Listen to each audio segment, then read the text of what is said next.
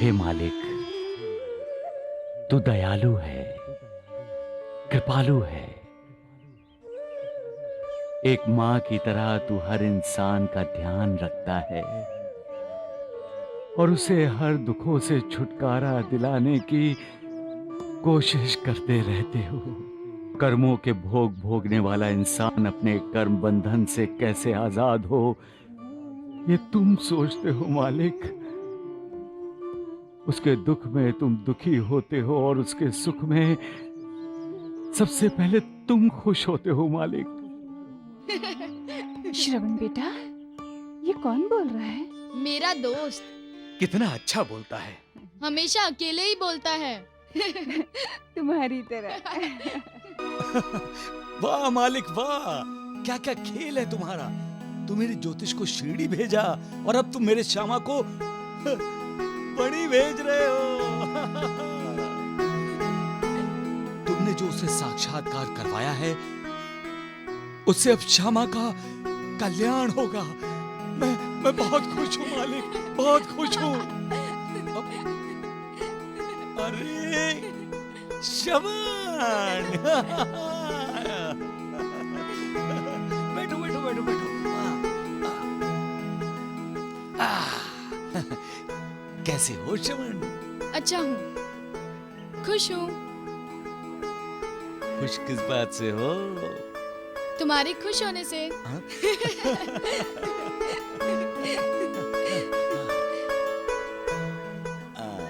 लो लड्डू। क्यों, तुम्हें तो लड्डू बहुत पसंद है। क्या हुआ श्रवण? तुम्हारी आंखों में आंसू क्यों? घर में सब ठीक है ना? घर है कहाँ, वो तो दूर गांव में है। अब तो यहाँ की धर्मशाला ही हमारा घर है। लेकिन तुम उदास क्यों हो? तुम्हें खाना बनाना आता है ना? हाँ, मुझे बहुत अच्छा खाना बनाना आता है। मुझे सिखाओ ना। लेकिन क्यों? अभी तो तुम बच्चे हो, तुम्हारे पढ़ने के दिन हैं, खेलने कूदने के दिन हैं। माता पिता की सेवा करने के भी दिन है दोस्त, उन्हें संभालने के भी दिन है, उनका सहारा बनने के दिन है, उनकी आंखें बनने के दिन है दोस्त, उनकी आंखें बनने के दिन है। मत रो, मत रो श्रवण, मत रो, मत रो, मत रो, मत रो। आज माँ रोटी सेक रही थी कि उसका हाथ जल गया। देख नहीं सकती ना वो, माँ रोने लग गई।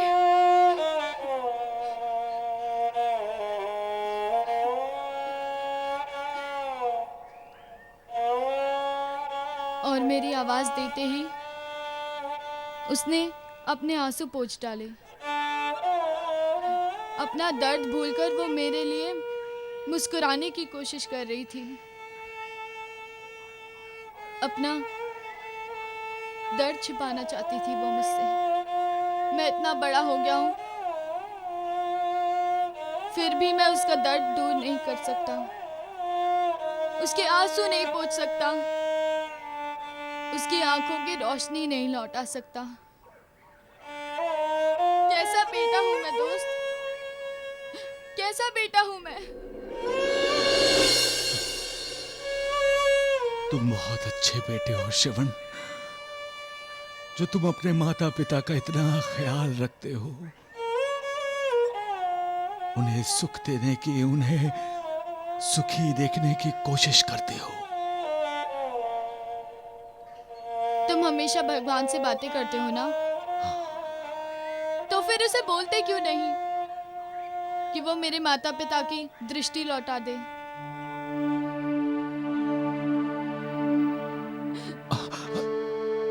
जा रहे हो दोस्त?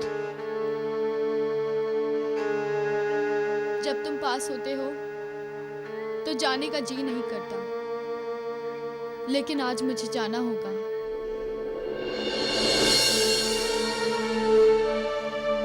आज मैं खाना बनाऊंगा, माँ को बनाने नहीं दूंगा मैं। वो जैसा कहेगी मैं वैसा करूंगा।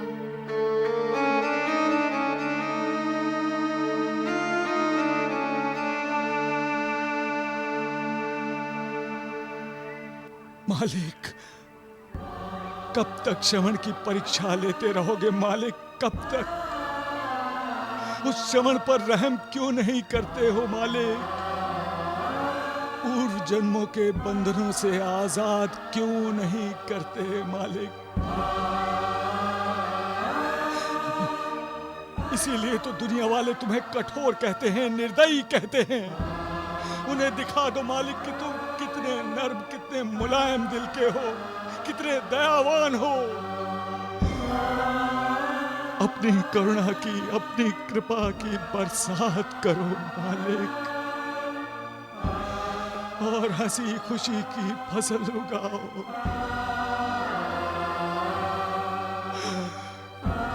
सबका मालिक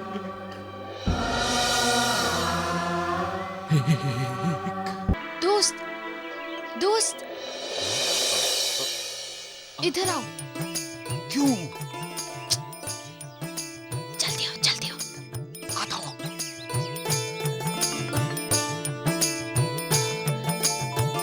क्यों बुला रहे हो मुझे? मैं अपने हाथों से खाना बनाकर लाया हूँ। किसके लिए? तुम्हारे लिए। मेरे लिए? हाँ।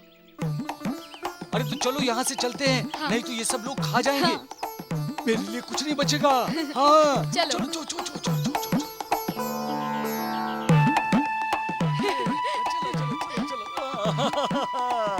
अरे वाह! अरे अरे खाना निकालो, बहुत जोरों से भूख लगी है। अरे तुम हंसते ही रहोगे या खाना भी खिलाओगे? अरे तुम तो बच्चे जैसे कर रहे हो दोस्त। अरे बच्चा ही तो हूँ मैं। बंद डिब्बे में से खाने की इतनी अच्छी खुशबू आ रही है। खोलोगे कब? अरे जल्दी से डब्बा खोलो ना। और देखो, अब कोई आएगा तो मुझे खाना खाने को नहीं मिलेगा। हाँ, क्या क्या है इसमें? रोटी और सब्जी लाया हूँ। अरे वाह, ये तो संपूर्ण भोजन हो गया। अरे जल्दी से डब्बा खोलो ना। देखो, खाना देखकर हंसना मत हाँ। अरे हंस तो तुम रहे हो, वो भी खाना खिलाने से पहले। देखो कितना आनंद दे रहे हैं हमारे श्रवण को। तुम्हारी माँ और पिताजी ने खाना खाया? हाँ, और माँ ने कहा कि मैं बहुत अच्छा बेटा हूँ। इसका मतलब तुमने खाना बहुत बढ़िया बनाया है। अब तुम मेरे और खाने के बीच में मत आना, बोल दिया मैंने। हाँ।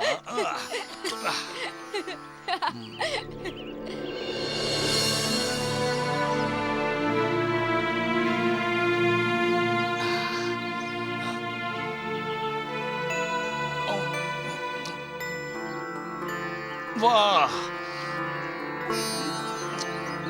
बहुत बढ़िया।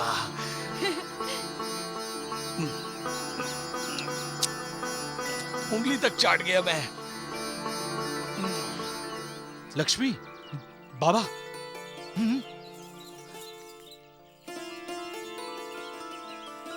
बाबा, आप क्या खा रहे हैं?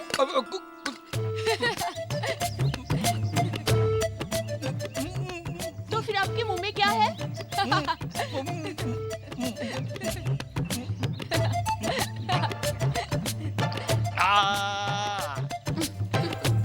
कुछ नहीं है ना, अब तुम जाओ। हाँ। नहीं बाबा, मैं नहीं जाऊंगी। मैं भी खाऊंगी जो आप खा रहे हैं। अरे मैंने बोला ना, कुछ नहीं खा रहा हूँ मैं। तो फिर आपके पीछे क्या है? पीछे नहीं, कुछ नहीं छुपाया। हाँ हाँ, कुछ नहीं। हाँ।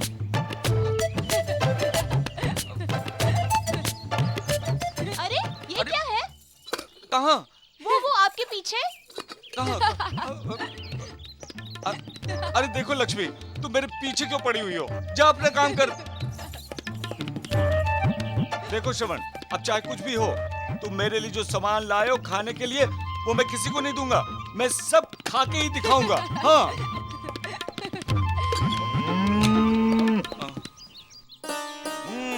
अच्छा, तुम्हें भी खबर मिल गई कि श्रवण मेरे लिए खाना बना कर लाया है, लेकिन आज तुम्हें खाना नहीं मिलेगा। जाओ जाओ, चले जाओ यहाँ से। हाँ, धन्य है साईं, साईं की लीला धन्य है। जैसे ही अधजली रोटी है वैसे ही अधपका खाना भी होगा।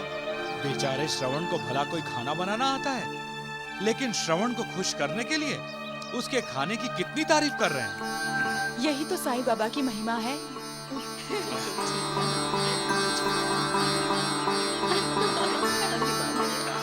बाबा हमें भी दो।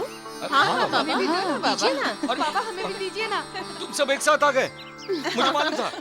लेकिन एक बात मैं बताए देता हूँ तुम सबको, इसमें से मैं तुम लोगों को कुछ नहीं दूंगा। हाँ, मैं अकेले ही खाऊंगा।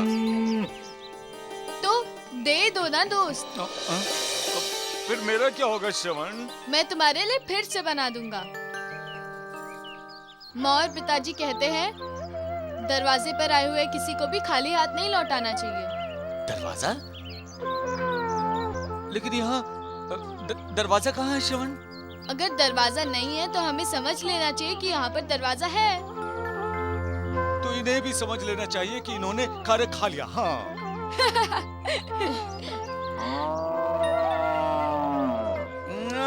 तुम्हें भी खबर मिल गई कि श्रवण ने अपने हाथ से खाना बनाया है।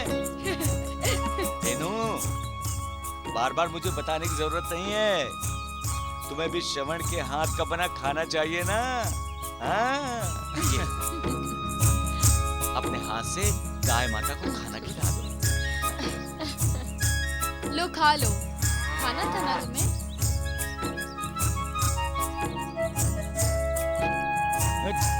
ठीक है भाई, तुम सब लोग भी खाओ। लो लो लो लो। हाँ हाँ हाँ, खाओ। हाँ, तुम भी खाओ। श्रवण, क्या हुआ? तुम्हारी आंखें भीगी हुई क्यों है अब? मैं जानता हूँ कि मेरा बनाया हुआ खाना अच्छा नहीं था। रोटियां जली हुई थी और सब्जी भी ठीक से पकी हुई नहीं थी। फिर भी बहुत स्वादिष्ट था, बहुत मजेदार था, क्योंकि उसमें अपने माता पिता के प्रति प्यार, आदर और सम्मान मिला हुआ था। अपने माता पिता के प्रति श्रद्धा थी, भक्ति थी उसमें। अपनी माता के कष्ट को कम करने की भावना थी, अपने माता पिता की सहायता करने की इच्छा थी उसमें। बहुत बढ़िया खाना बनाया श्रवण, बहुत बहुत बढ़िया। देखो सब कैसे तृप्त हुए। साई कथा अनंत है, साई नाम अनमोल, जन्म सफल हो जाएगा, साई साई बोल। सबका मालिक एक। हे मालिक, तू दयालु है, कृपालु है। एक माँ की तरह तू हर इंसान का ध्यान रखता है और उसे हर दुखों से छुटकारा दिलाने की कोशिश करते रहते हो। कर्मों के भोग भोगने वाला इंसान अपने कर्म बंधन से कैसे आजाद हो, ये तुम सोचते हो मालिक। उसके दुख में तुम दुखी होते हो और उसके सुख में सबसे पहले तुम खुश होते हो मालिक। श्रवण बेटा, ये कौन बोल रहा है? मेरा दोस्त कितना अच्छा बोलता है। हमेशा अकेले ही बोलता है। तुम्हारी तरह। कांटों की राह पर चलने वाले तो अक्सर तुम्हें याद करते हैं मालिक, लेकिन जो फूलों की राह पर चलते हैं, जब वो तुम्हें याद करते हैं, कभी तुम्हें नहीं भूलते, तब तुम उन पर फूल बरसाते हो, क्योंकि वही तुम्हारे सच्चे बंदे होते हैं मालिक। बिल्कुल सच बोलता है ये। हाँ, ऐसे ही अकेला, कभी बैठे बैठे तो कभी चलते चलते आसमान की तरफ देखकर बातें करता है। कहता है मैं भगवान से बातें कर रहा हूँ। मतलब तुम्हारा ये दोस्त भी तुम्हारी तरह पागल है। बड़ा पागल है। चल चल चल।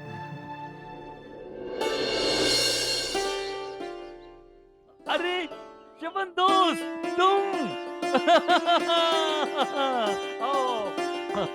करते रहो भगवान से बातें। दोस्त, मेरे माँ और पिताजी तुमसे मिलने आए हैं। माँ जी आइए आइए आइए आइए पिताजी, यहाँ बैठिए, संभल कर श्रवण हमेशा तुम्हारी ही बातें करता रहता है। बहुत प्यारा बच्चा है श्रवण। बेटा, तुम श्रवण के दोस्त हो ना? हाँ? उसकी उम्र के तुम नहीं लगते। दोस्ती के लिए उम्र की नहीं, दिल की जरूरत होती है, दिल की। श्रवण कह रहा था कि तुम भिक्षा मांगकर अपना गुजारा करते हो। ये लो बेटा, मैं तुम्हारे लिए कुछ लाई हूँ। क्या है माँ जी? मैं तुम्हारे लिए खाना बनाकर लाई हूँ।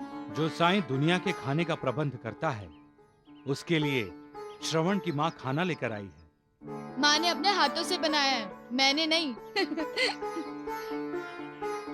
देखो, आज के बाद तुम्हें भिक्षा मांगने की कोई जरूरत नहीं बेटा।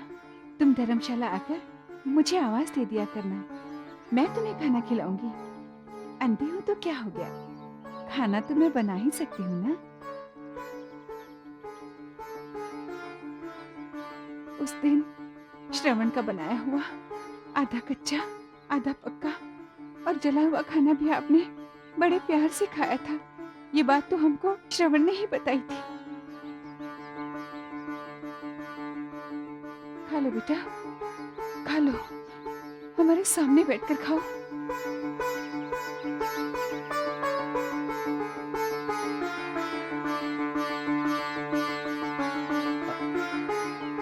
अरे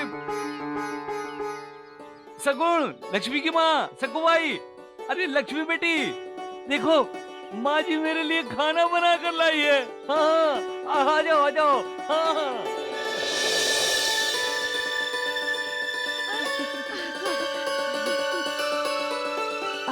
अरे बेटा, उन सबको मत बुलाओ, इतना खाना बनाकर मैं नहीं लाई हूँ। माँ जी, खाना कम है, लेकिन इस खाने में प्यार और ममता इतनी भरी हुई है कि पूरी सीढ़ी के लिए काफी है।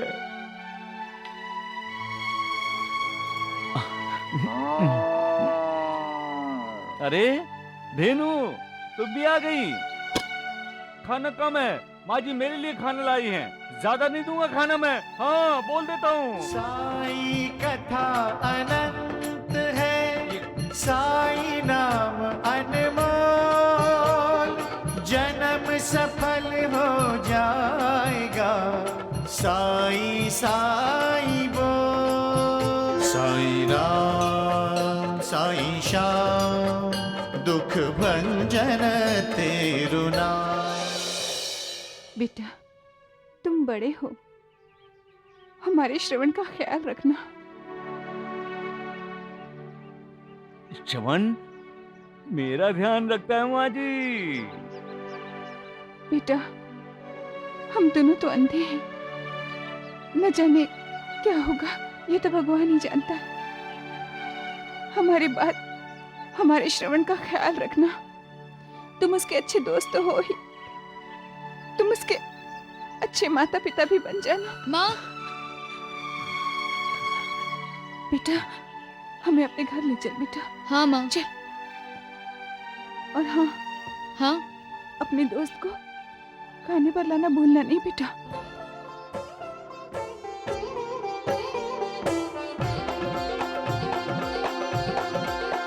साई राम साई श्याम, दुख भंजन तेरु नाम। साई राम साई श्याम, दुख भंजन तेरु नाम। हे से, हे साईनाथ तेरे आने से हुआ धन्य ये धरती धाम धाम। साईं राम साईं श्याम दुख भंजन तेरु नाम। साईं राम साईं श्याम दुख भंजन तेरो नाम। सुख धाम धन धाम साईं राम साईं श्याम गुण धाम यश धाम। साईं राम साईं श्याम ओ भक्त वत्सल दीन बंधु बाबा तुझे प्रणाम। साईं बाबा तुझे प्रणाम।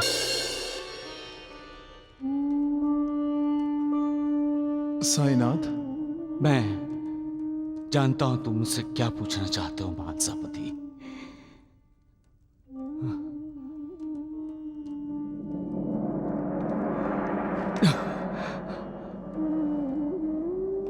मैं पहले भी कई बार बता चुका हूं कि मैं किसी के प्रारब्ध में हस्तक्षेप नहीं कर सकता महासापति। मैं श्रवण के माता पिता की आंखों की रोशनी लौटा सकता था, कृष्णा माई के बेटे का लकवा दूर कर सकता था, लेकिन मैं उनके कर्म बंधन से उसे आजाद नहीं करना चाहता।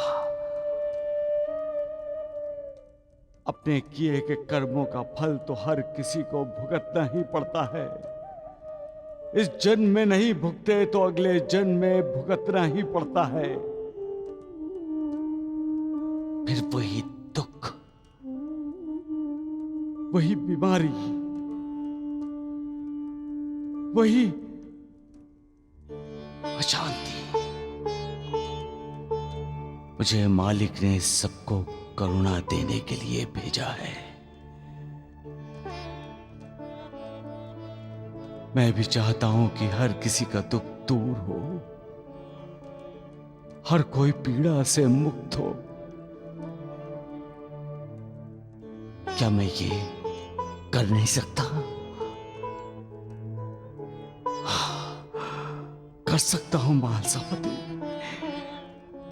परंतु मैं मालिक के बनाए नियमों को नहीं तोड़ सकता महासापति।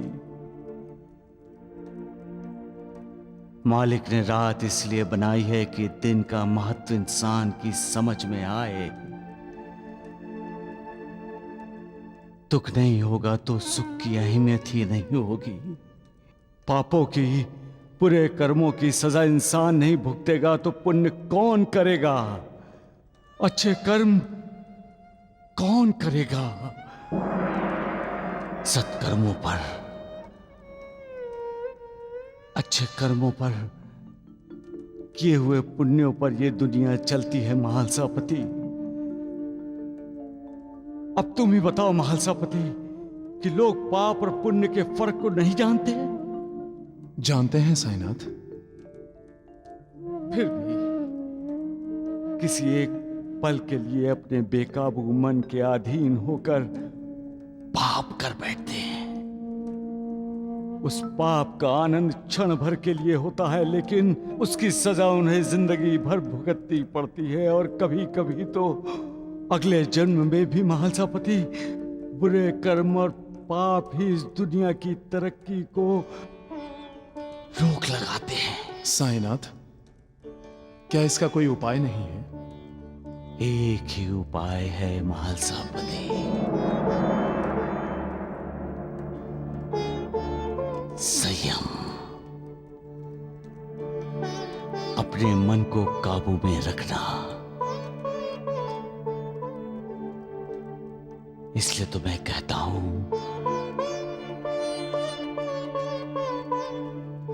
सब्र करना सीखो। सब्र यही तो संयम है। लोग इस मनुष्य जन्म के महत्व को नहीं समझते। पिछले जन्म में किए हुए शुभ कार्यों की वजह से ही ये मनुष्य जन्म मिलता है। इस मनुष्य जन्म की वजह से ही इंसान को मोक्ष मिलता है, मुक्ति मिलती है, किसी और जन्म से नहीं। लेकिन मनुष्य की आसक्ति, बड़े दुख से कहना पड़ता है महालसापति कि मनुष्य की आसक्ति मनुष्य को मुक्ति से दूर ले जाती है। लेकिन साईनाथ, श्रवण के माता पिता तो आपको ढूंढते हुए शिरडी में आ पहुंचे। उन्हें बुलाया है महालसापति।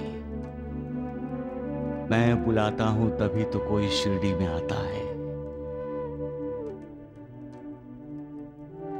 श्रवण के माता पिता को तो मैंने जानबूझकर शिरडी में रखा है, क्योंकि मैं चाहता हूं जाने अनजाने में भी उनसे कोई ऐसी भूल ना हो जाए जिससे उनका कर्म बंधन और गहरा हो जाए। साईनाथ, इंसान गलतियों का पुतला है, गलतियां करता रहेगा। यह एक ऐसा चक्रव्यूह है कि इससे बाहर आने की कोशिश करने वाला इस चक्रव्यूह में और ज्यादा फंसता चला जाता है।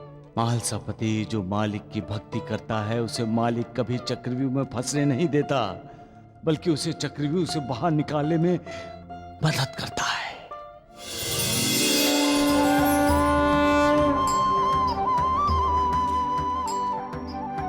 श्रद्धा और भक्ति से जो मेरी आराधना करेंगे, उपासना करेंगे, सब्र करेंगे, उनका मैं कल्याण करूंगा।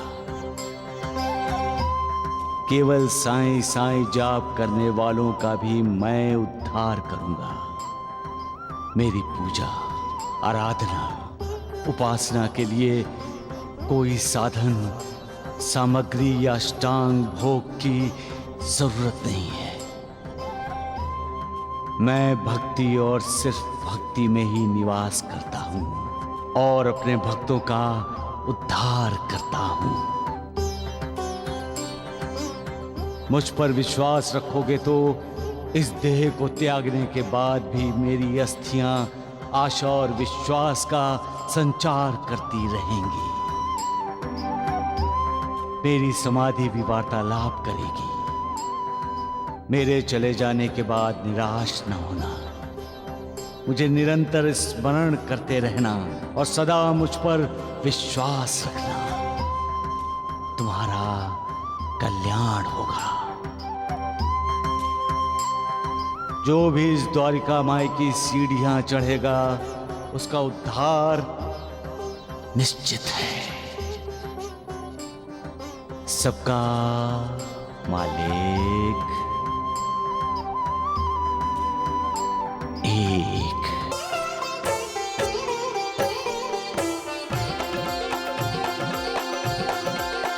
साईं राम साईं श्याम दुख भंजन तेरु नाम।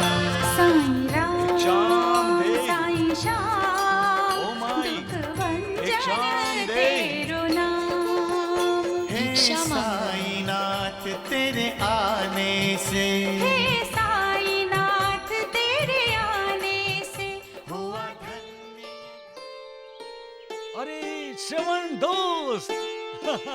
क्यों, तुम भिक्षा क्यों मांग रहे थे? कौन? हाँ, मैं? माँ ने तुमसे कहा था ना कि भूख लगे तो आ जाना धर्मशाला। वो तुम्हें खिलाएगी। गुस्सा तो मत करो दोस्त। तुम पे तो गुस्सा ही होना चाहिए। अरे- जाओ। अरे दोस्त, अरे सुनो तो सही। अरे ऐसे कैसे चले जाओगे? अरे सुनो तो सही। अरे श्रवण, श्रवण, गुस्सा तो मत करो।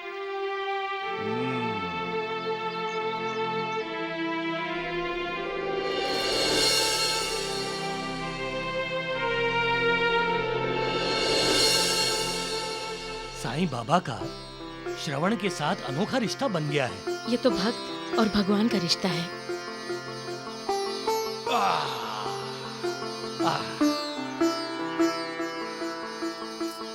देखो, ये लोग भी आ रहे हैं। पागल हैं। ये सभी तुम्हें पागल समझते हैं। जो मुझे अच्छा नहीं लगता। तुम कहो तो डांट दूं? डांटोगे उन्हें? अरे तुम कहो तो डांटूं? तब तो वो जरूर कहेंगे कि तुम्हें पागलपन का दौरा पड़ता है। देखो हमारे पास ही आने लगे हैं वो लोग। चल चलो। क्यों आ रहे हैं ये लोग? लगता है तुम्हारी हंसी ठट्टा करने। अरे ये तो अच्छी बात है। हंसना अच्छी बात है श्रवण। इंसान को हमेशा हंसते रहना चाहिए। मुझे तो ऐसा लगता है श्रवण, तुम भी हमेशा हंसते रहो। तुम भी ऐसे ही कुछ बड़बड़ाते रहते हो, इसीलिए तो लोग तुम्हारा मजाक उड़ाते हैं। लगता है श्रवण आज कुछ गुस्से में है। तुम गुस्से में क्यों हो श्रवण? आज इसे आपने कहानी नहीं सुनाई होगी बाबा। ओ तो ये बात है। लो मैं कहानी सुना देता हूँ, इसमें कौन सी बड़ी बात है। हाँ तुम लोग भी आओ बैठो बैठो। हाँ एक समय की बात है। एक चित्रकार था। वो कृष्ण का चित्र बनाना चाहता था। उसने अपनी कल्पना के अनुसार बहुत सारे चित्र बनाए, पर कोई भी चित्र उसको पसंद नहीं आया। वो बहुत परेशान रहने लगा। तभी एक दिन उसे तुम जैसा निष्पाप लड़का मिला। उसको लगा यही उसकी कल्पना है, यही वो चेहरा देखता रहा है। उसने उस लड़के को सामने बिठाकर चित्र बनाया। चारों दिशाओं में उसकी खूब तारीफ हुई। किसी को उस चित्र में कृष्ण कन्हैया के निष्पाप भाव पसंद आए, किसी को उसकी मोहक मुस्कान, और किसी को उसकी बोलती आंखें। कई साल बीत गए। अब वो प्रसिद्ध और मशहूर चित्रकार बन गया था। अब वो कुछ नया काम करना चाहता था, नया चित्र बनाना चाहता था। वो एक खूंखार कंस का चित्र बनाना चाहता था। पहले की तरह उसने अपनी कल्पना के अनुसार कई कंस के चित्र बनाए, फिर उसे पसंद नहीं आया। तभी एक दिन एक भयंकर कैदी को उसने पुलिस के साथ देखा। उसे लगा कि यही तो वो कंस है। तो उसने पुलिस से पूछकर उस कैदी को सामने रखकर कंस का एक चित्र बनाया। चित्र देखकर वो बहुत खुश हुआ। जैसा चित्र वो चाहता था ठीक वैसा ही चित्र उसने बनाया। वही खूंखार भाव कंस के अंदर थे, उस चित्र के अंदर थे। खुश होकर उसने कुछ पैसे कैदी को देने चाहे, लेकिन कैदी ने पैसे लेने से इनकार कर दिया और उससे कहा, तुम्हें याद है कि बहुत साल पहले तुम एक बच्चे को सामने रखकर कृष्ण कन्हैया का चित्र बनाया था? चित्रकार को बहुत आश्चर्य हुआ कि उस कैदी को उस समय की बात कैसे याद है। उसका अहंकार जाग उठा, क्योंकि उसका चित्र तो देश विदेश में प्रसिद्ध हो चुका था। तभी कैदी ने उससे कहा कि वो बालक मैं ही था। मतलब बाबा, एक ही इंसान के दो रूप, और वो भी एकदम भिन्न। बात समझ में आई श्रवण? कृष्ण और कंस दोनों इंसान में होते हैं। एक अच्छाई और दूसरी है बुराई। जब बुराई अच्छाई को मात देती है तो कंस पैदा होता है, और जब अच्छाई बुराई को मात देती है तो कृष्ण पैदा होता है।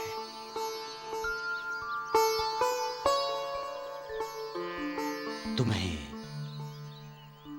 कृष्ण बनना है श्रवण, कृष्ण।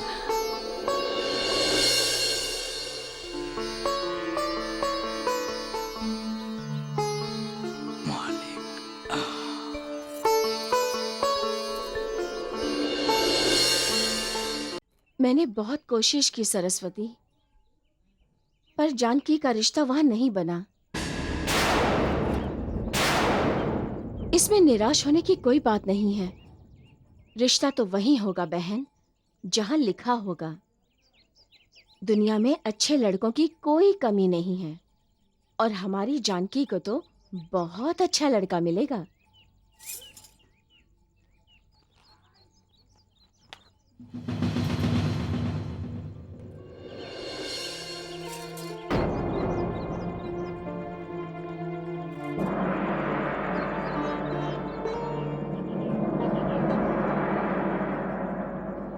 कल गांव में बाजार का दिन है और वहां पशुओं का मेला भी लगेगा। मैं चाहता हूं तुम कल बाजार जाके अपनी गाय को बेच आओ। पिताजी, अच्छी सेहत वाली दुधारू गाय है हमारी, और बाजार में इसकी बहुत अच्छी कीमत मिलेगी। लेकिन माँ, जिंदा रहने के लिए पैसों की भी जरूरत होती है बेटी।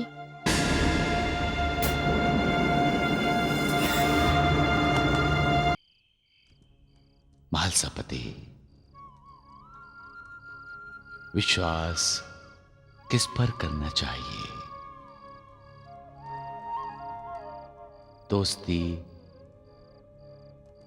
किस पर करनी चाहिए? किसकी संगत में हमें रहना चाहिए? ये बात इंसान को ही सोचनी चाहिए। साफ सत्य बातें करने वाला कटु भी करता है, कटु बातें भी करता है। वो ही इंसान का हितैषी होता है। और मीठा लेकिन झूठी और इंसान को खुश करने वाली बातें करने वाला इंसान का अहित करने वाला होता है। संगत में ही संगीत छुपा हुआ है। जो अच्छी संगति में है उसका जीवन सुरीला संगीतमय हो जाता है। सुसंगत में हो तो कदम कभी गलत रास्ते पर पड़ते ही नहीं, और कुसंगति हमेशा गलत रास्ते पर ही ले जाएगी, और उसे उसका फल भी भुगतना पड़ेगा। इसलिए हमेशा अच्छी संगत में रहना चाहिए, सत्संग में रहना चाहिए। उनकी संगत में नहीं जो अपने संत होने का ढिंढोरा पीटते हैं। मतलब द्वारिकानाथ के संगत में नहीं रहना चाहिए ना साईनाथ? सबका मालिक एक।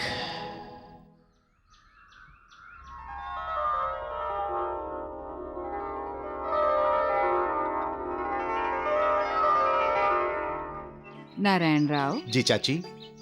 अपनी जानकी अब बड़ी हो गई है। क्यों सरस्वती? हाँ चाची, सोच रहे हैं कोई अच्छा लड़का मिल जाए तो उसके हाथ पीले कर दें। हाँ सरस्वती, बेटियों को ज्यादा दिन अपने घर पे नहीं रखते हैं। जितनी जल्दी अपने पति के घर चली जाए उतना ही अच्छा। पर चाची, इसके लायक कोई लड़का भी तो मिलना चाहिए। लड़का तो है भी पड़ोस के गांव का। रघुराम पाटिल, जमींदार घराना है। धन दौलत, जमीन जायदाद, हवेली, नौकर चाकर, और लड़का है बड़ा सीधा। पैसे का तो उसे बिल्कुल अभिमान ही नहीं है। अपनी जानकी बिल्कुल फूल की तरह रहेगी वहाँ। पर चाची, उसके घर में कौन कौन है? रघुराम के पिता हैं एकनाथ।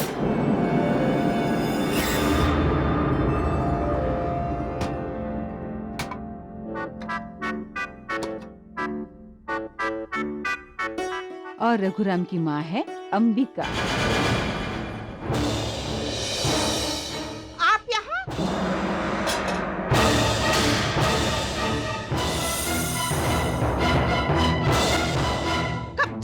आपकी चोरी से लड्डू खाने की आदत जमींदार साहब?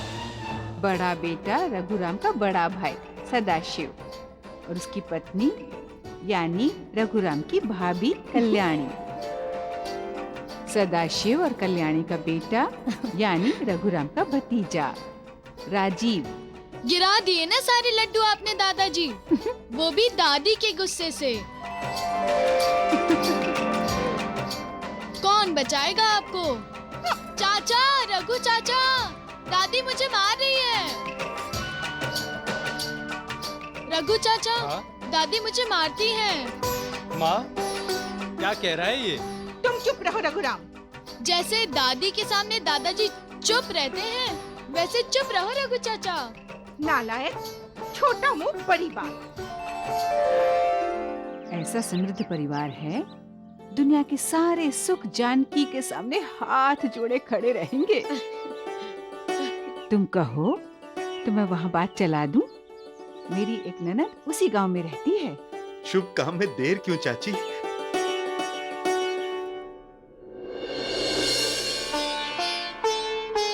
साईं बाबा, आप मेरे भगवान हैं। मेरी आप पर पूरी श्रद्धा है और मुझे विश्वास है कि आप सबका कल्याण करते हैं और आप मेरा भी कल्याण करेंगे। मुझे आशीर्वाद दीजिए बाबा।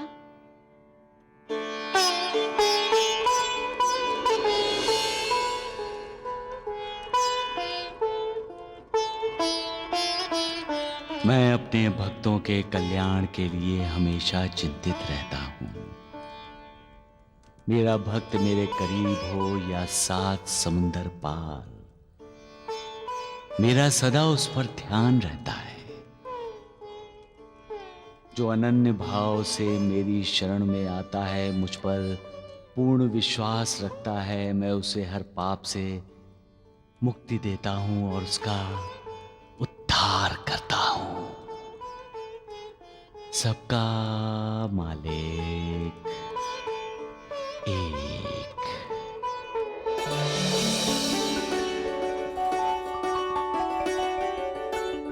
लड़की सुंदर होने के साथ साथ सुशील भी है। घर के सारे कामकाज करना जानती है, पर हाँ, घर आप जैसा बड़ा नहीं है। लेकिन सपने तो बड़े बड़े देखती है। मैं कुछ समझी नहीं। हमारी और उनकी कोई बराबरी नहीं है चाची। तो ये रिश्ता कैसे हो सकता है? लेकिन लड़की तो अच्छी है। आप चुप रहिए जी।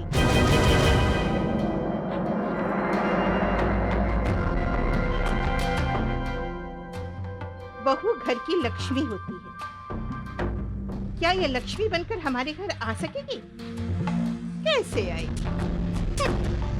न खेत, न खलियान, न जमीन, न जायदाद। अरे रघु, फोटो लेके कहाँ जा रहे हो? रघु चाचा को दिखाने। रघु चाचा, रघु चाचा, ले। रघु चाचा, तुम्हारी शादी होने वाली है। अच्छा, तुम क्या आप लोगों का भविष्य पढ़ने लगे हो? हाँ, ये देखिए आपका भविष्य बहुत ही सुंदर है। चाचा, चाचा, हाँ? क्या ये मेरी होने वाली चाची है? चल।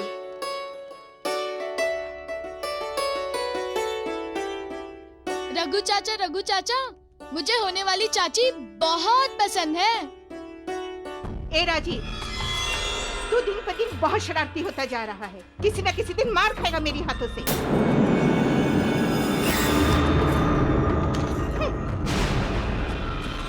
नमस्ते।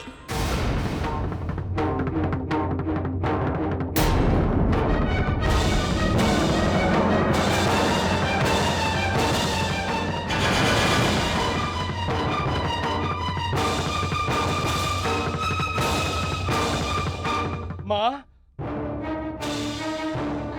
लगता है देवर जी को लड़की पसंद आ गई है। जमींदार साहब, अपने बेटे को समझा दीजिए, वो लड़की इस घर की बहू बनने लायक नहीं है।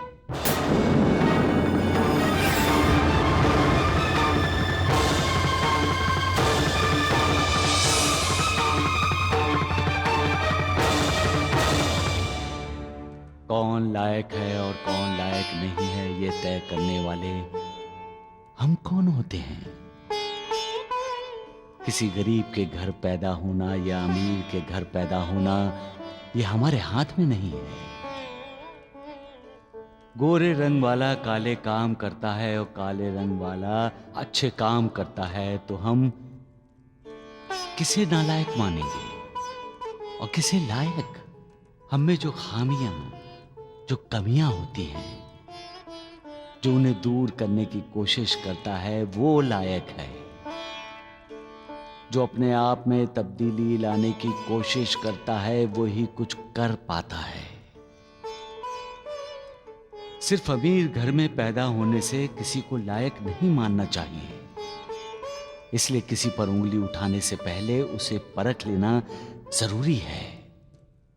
कभी किसी की निंदा नहीं करनी चाहिए, कभी किसी को दोष नहीं देना चाहिए। सबका मालिक एक।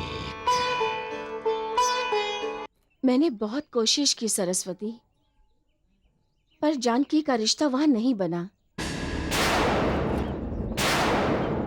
इसमें निराश होने की कोई बात नहीं है।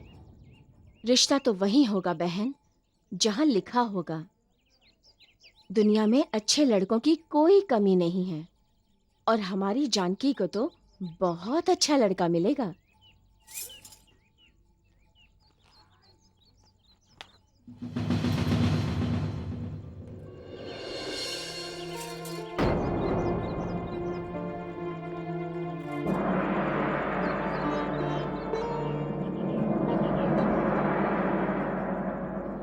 कल गांव में बाजार का दिन है और वहां पशुओं का मेला भी लगेगा। मैं चाहता हूं तुम कल बाजार जाके अपनी गाय को बेच आओ। पिताजी, अच्छी सेहत वाली दुधारू गाय है हमारी, और बाजार में इसकी बहुत अच्छी कीमत मिलेगी। लेकिन माँ, जिंदा रहने के लिए पैसों की भी जरूरत होती है बेटी।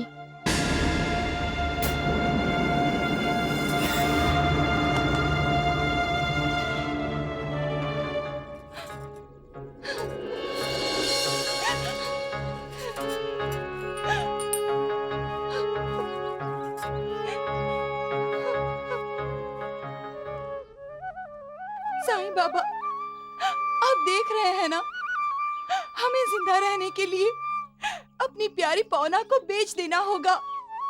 जीवन एक संघर्ष है बेटी, ऐसा संघर्ष जिसे विद्वान युद्ध रणभूमि कहते हैं। ये संघर्ष अपनों से भी करना पड़ता है और परायों से भी। जीव जो जीता है उसे ही जीवन कहते हैं।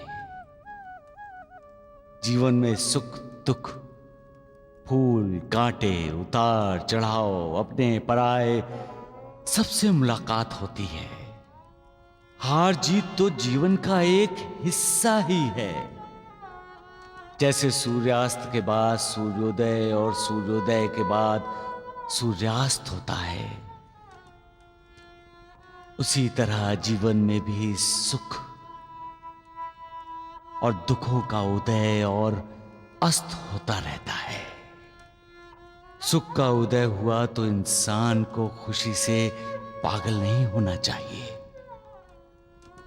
सुख में भी मालिक को याद करना चाहिए, और सुख का अस्त होने पर दुख, दर्द, यातनाओं के उदय होने पर मालिक पर रखा विश्वास डगमगाने नहीं देना चाहिए।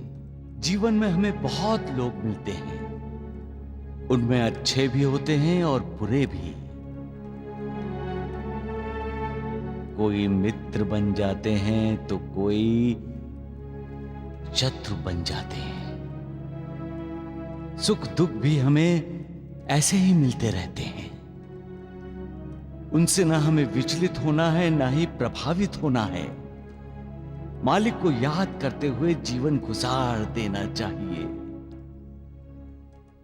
अरे जिसके साथ मालिक है उसे जीवन की कठिनाइयों का सामना करने की हिम्मत मिलती रहती है,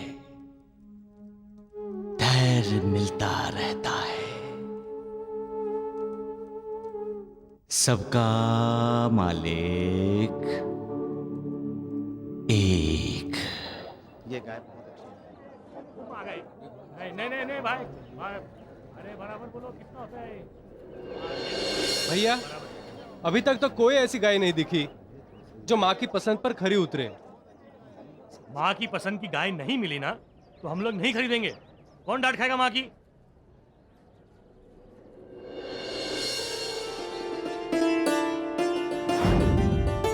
चाचा चाचा, हाँ क्या ये मेरी होने वाली चाची है? भैया क्या हुआ रघुराम? वो गाय देखें। आइए चलो देख लेते हैं।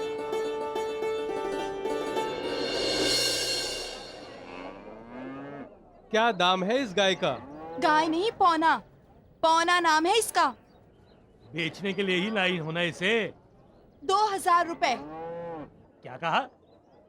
3000 रुपए।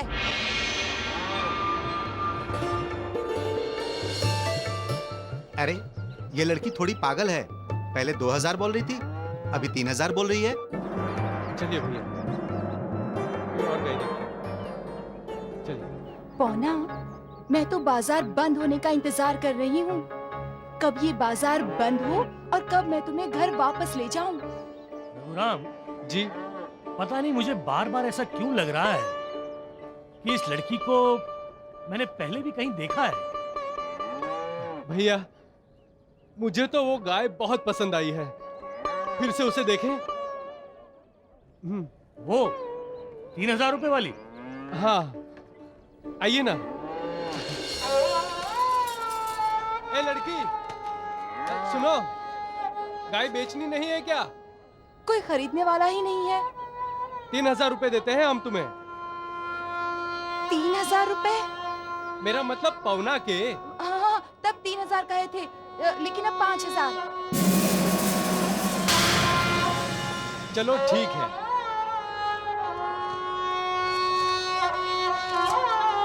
ये लो पूरे 5000। अब पौना हमारी हुई। चलो पौना आओ।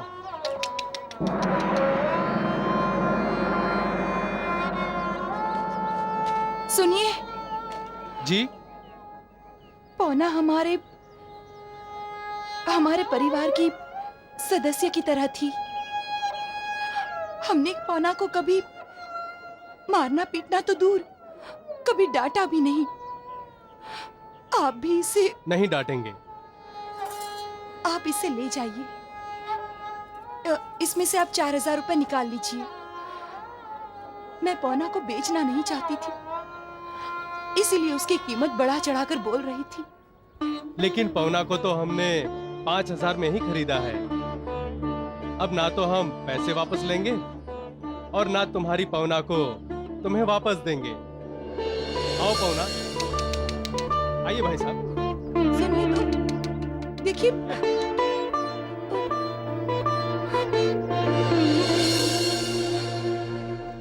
मिलना बिछुड़ना ये तो जिंदगी का अटूट हिस्सा है, हम सब जानते हैं। फिर भी इंसान जब किसी को अपने दिल में जगह देता है तो उससे बिछड़ते समय इंसान का दिल रोता है। गाय को तो हम सभी मां का स्थान देते हैं, उसे गौ माता कहते हैं।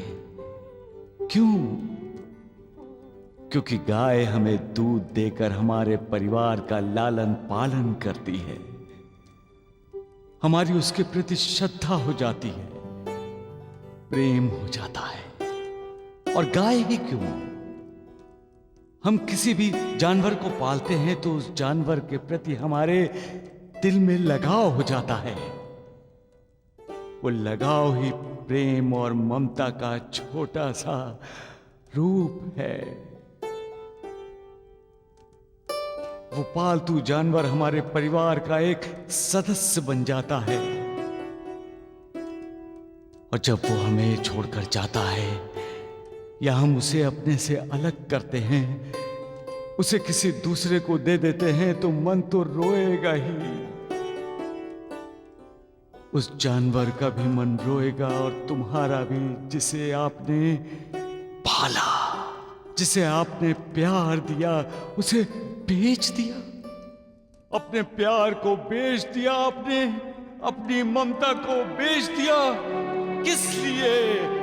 पैसों के लिए।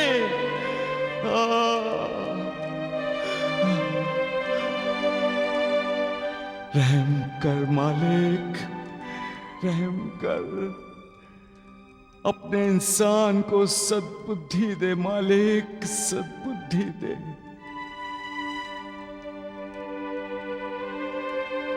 मुझे तो डर लगता है मालिक। आने वाले कल का सोचता हूं तो देखता हूं इंसान के दिल में पैसा ही पैसा है। पैसे के अलावा तो किसी चीज के लिए जगह ही नहीं है। तो क्या होगा? क्या पैसों के पीछे भागने वाला इंसान आने वाले कल में अपने माता पिता को भी घर से अलग कर देगा? जन्म देने वाले को बेच देगा पैसों के लिए? रहम कर मालिक, रहम कर मालिक, रहम कर।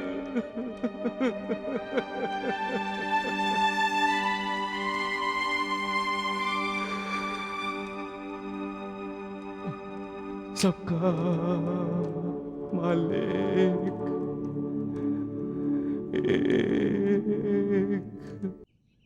एक गाय के लिए तुमने 5,000 रुपए दे दिए? 5,000?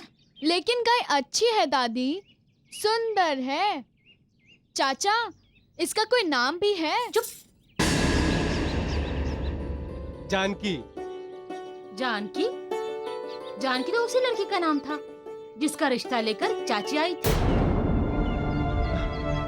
दादी, मुझे वही चाची चाहिए। तू अपना मुंह बंद रख। सदाशिव। जी पिताजी। तुम भी तो रघुराम के साथ में थे, फिर तुमने इतना महंगा सौदा कैसे होने दिया? पिताजी, पसंद की बात है। रघु का उस पर दिल आ गया था। किस पर? गाय पर? नहीं पिताजी, जानकी पर। फिर जानकी? तुम दोनों भाई पहेलियां क्यों बुझा रहे हो? साफ साफ क्यों नहीं कहते? माँ, जिस जानकी का रिश्ता रघु के लिए आया था, वो जानकी ये गाय बेचने बाजार में आई थी।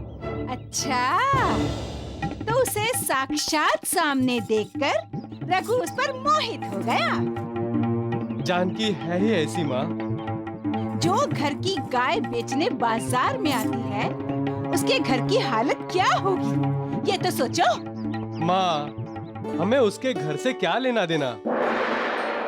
जब वो इस घर की बहू बन के आएगी तब देख। कभी नहीं, वो इस घर की बहू कभी नहीं बनेगी। माँ, मैं उन कुछ पलों में ये जान गया हूँ कि जानकी पर अच्छे संस्कार हुए हैं। अच्छा, सुना आपने जमींदार साहब? कितना सयाना हो गया है आपका बेटा, हाँ? अपने संस्कार भूलकर दूसरों को संस्कारी समझ रहा है।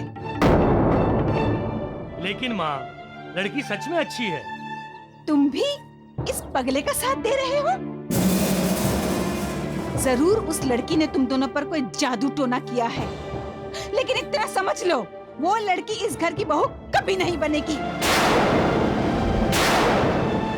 5,000 लुटाने थे, लुटाए।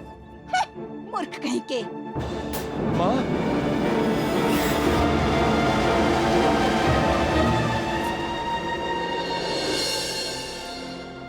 5,000 रुपए?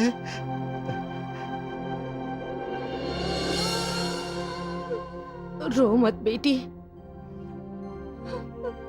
मैं तुम्हारे मन की दशा समझती हूँ, परंतु जिंदगी में कभी कभी ऐसे कठोर निर्णय लेने पड़ते हैं। लेकिन मैं पूछती हूँ माँ, अगर हम पौना को नहीं बेचते तो क्या होता था? हमारे साथ साथ पौना भी भूखी रहती थी। और अब वो ऐसे घर गई है जहाँ उसकी भूख प्यास का पूरा ख्याल रखा जाएगा, और वहाँ वो खुश भी रहेगी। खुश तो वो यहाँ पर भी थी माँ। प्यार और ममता अपनी जगह है बेटी, और जिंदगी अपनी जगह। अगर जिंदगी ही नहीं रहेगी तो प्यार और ममता कहाँ रहेगी? किससे करोगी प्यार? किस पर लुटाओगी अपनी ममता?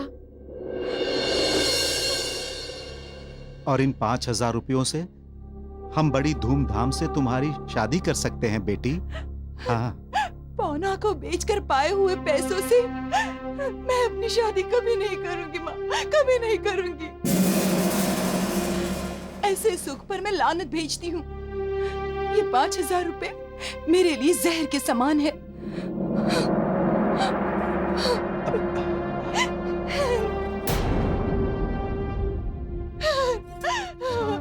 बाबा, मुझे माफ मत कीजिए बाबा। आज मैंने बहुत बड़ा पाप किया है बाबा। पौना को बेचकर मैंने बहुत बड़ा पाप किया है बाबा। मुझे कभी माफ मत कीजिएगा बाबा। मुझे ऐसी सजा दीजिए जो सबके लिए सबक बन जाए बाबा, ताकि फिर कोई ऐसा पाप न करे बाबा। जिसका विवेक जागता है, जिसे अच्छे बुरे की पहचान है, जो पाप और पुण्य में फर्क जानता है, जिसके दिल में बेजुबान जानवरों के लिए प्यार है, ममता है, वो बुरा नहीं हो सकता। जिसे अपने किए पर पछतावा है वो बुरा नहीं है। बुरा वो है जो बुरा कर्म करता है और पछताता भी नहीं, अपने को बदलने की कोशिश भी नहीं करता, और जो पाप करने से जरा भी नहीं हिचकिचाता और जिसने अपने विवेक की हत्या कर दी है वो बुरा है। जिसका दिल दूसरों के लिए पिघलता है, दूसरों के लिए रोता है, वो तो दिलदार है, दिलेर है, दिलवाला है, और करुणा देने वाले उस मालिक का बंदा है। वो बुरा नहीं है, वो अच्छा ही होता है। सबका मालिक एक